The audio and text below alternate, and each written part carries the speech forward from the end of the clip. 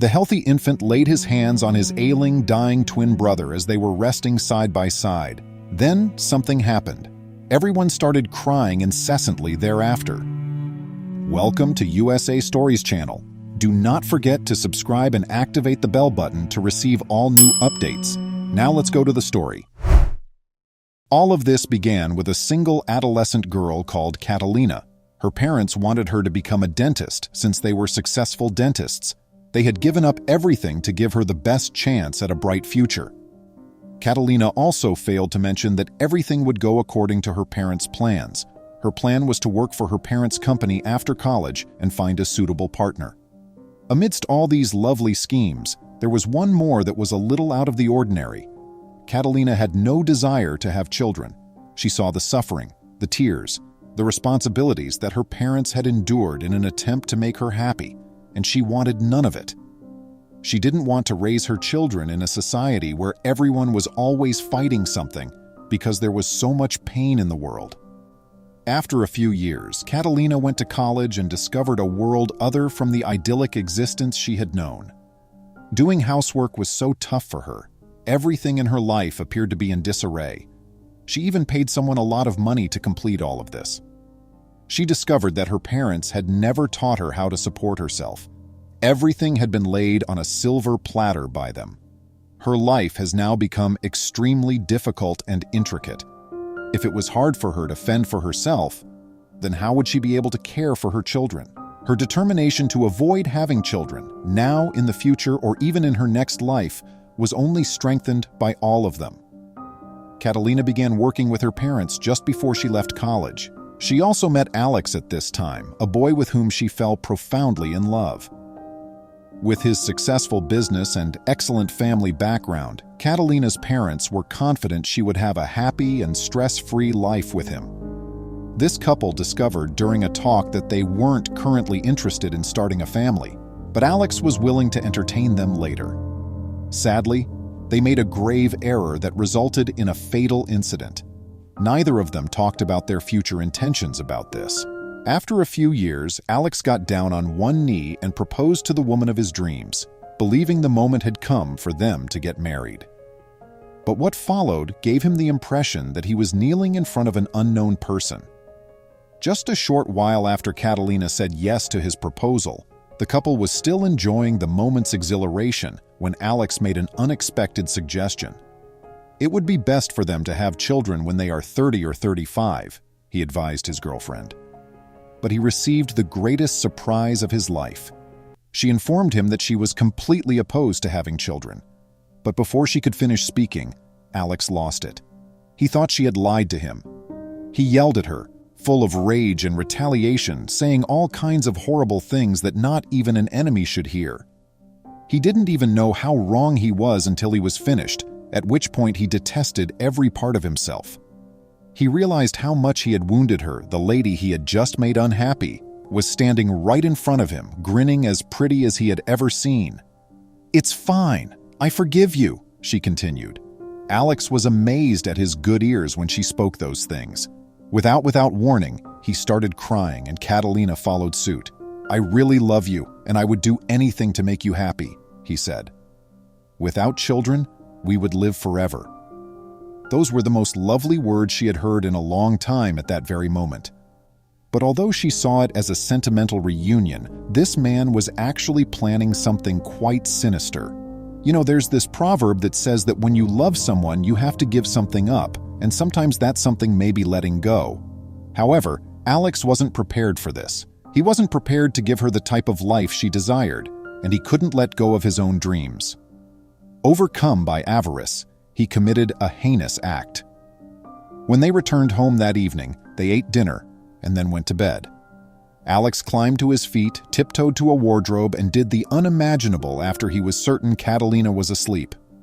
Catalina constantly used contraceptive pills, which she stored in a circular pill dispenser in the closet to avoid getting pregnant. Alex later converted these tablets to sugar pills. When he was finished, he put the pill dispenser back where it belonged and sauntered back to the bed, grinning impishly. "Now let's see how you wouldn't get pregnant," he believed. A few weeks later, Catalina's missing period terrified her. In addition, she had been experiencing severe exhaustion and increasing urination.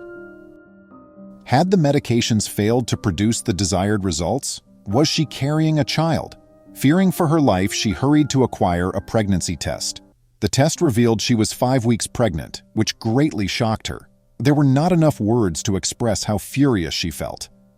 Catalina disclosed the pregnancy to Alex. She was surprised to see that he was ecstatic about the news. She sensed right away that he was hiding something from her based on the expression on his face.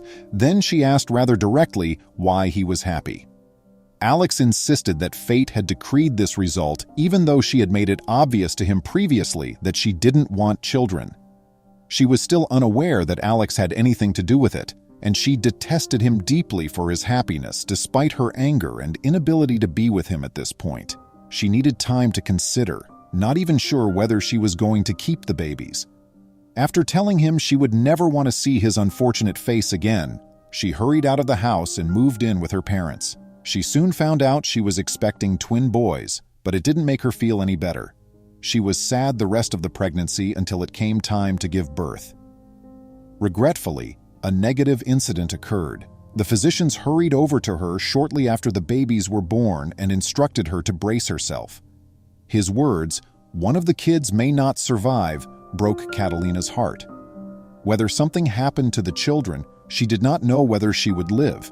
She was made aware of the horrors of parenting at that horrifying time, but she was certain that she would become a mother once more in her future life.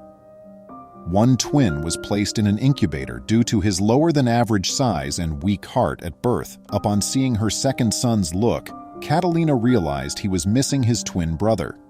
Consequently, she ordered a nurse to bring the kid to his brother's incubator.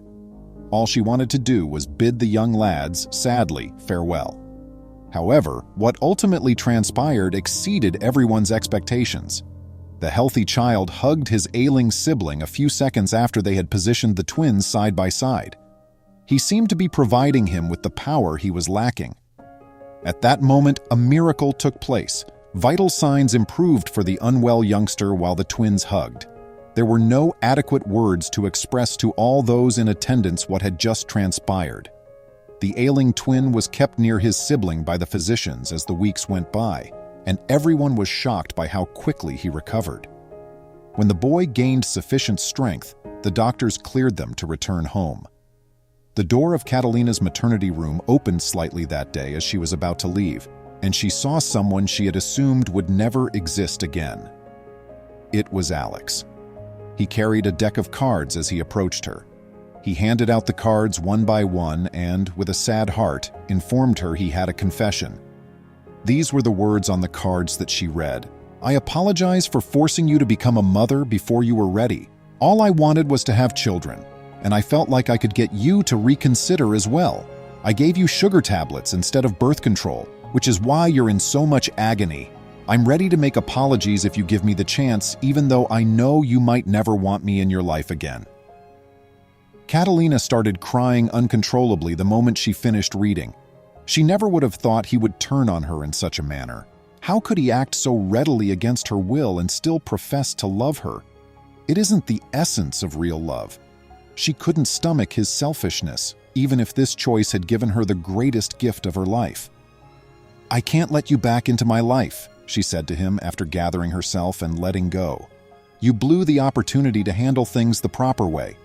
Although I would want to spend my time with my children alone right now, perhaps in the future I will allow you to meet them."